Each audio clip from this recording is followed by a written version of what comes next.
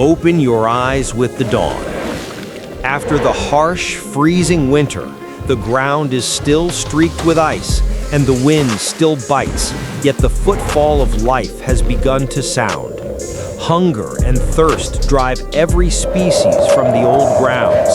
Steadfast triceratops, armor-plated ankylosaurus, shaggy mammoths, ancient rhinoceroses with rigid horns, cave bears, cranes, even nimble little apes.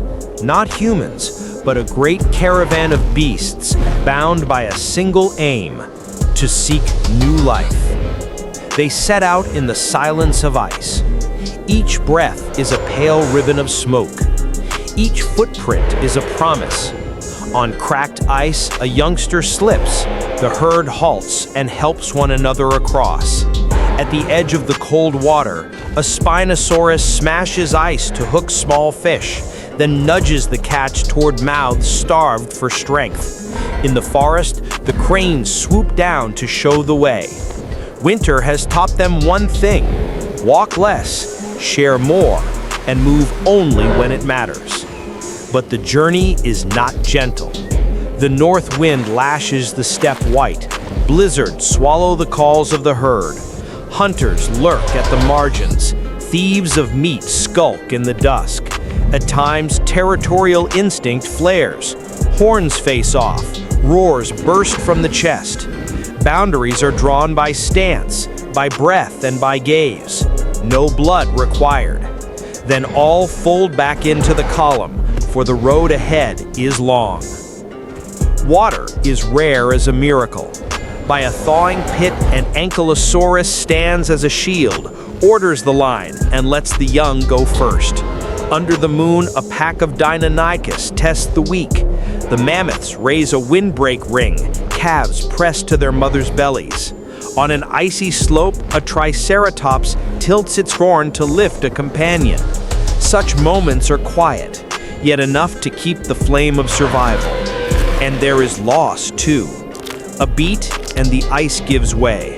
A rumble from the river's gut. Silhouettes swallowed by the thickening snow.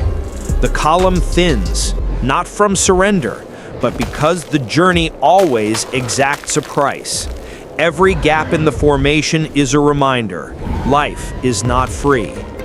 But ahead, the mountains still call. Against the dark sky, a Parasaurolophus blows a lone lote, pinning their heading to the night wind. The ranks flow like a living river, steady and orderly. That moment needs no cheers.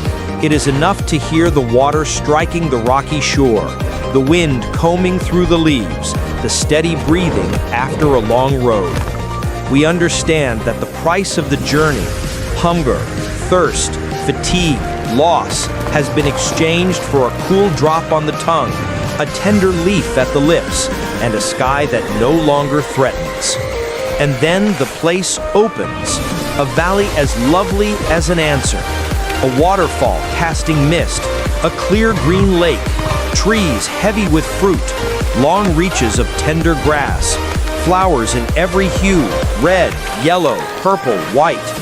To the left, a basalt boulder warm with moss.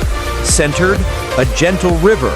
To the right, a majestic range wearing the afternoon sun. Each creature steps into that picture as if through a new doorway. Drinking, grazing, shaking out their coats, basking. Cranes wheel above the waterfall spray. Gibbons and small birds drop seeds into the damp earth. The young play at the lake's edge, treading on the water's shimmering light. The message of this episode is as simple as the sound of water. The ending is always worthy of those who persevere and give their all. For on the long road to new life, strength lies not only in claw or horn, but in how creatures know to wait, to shelter, to carry on together. When we keep our bearing, lift one another up, and refuse to give up, spring will open its gates, no matter how long the winter before it.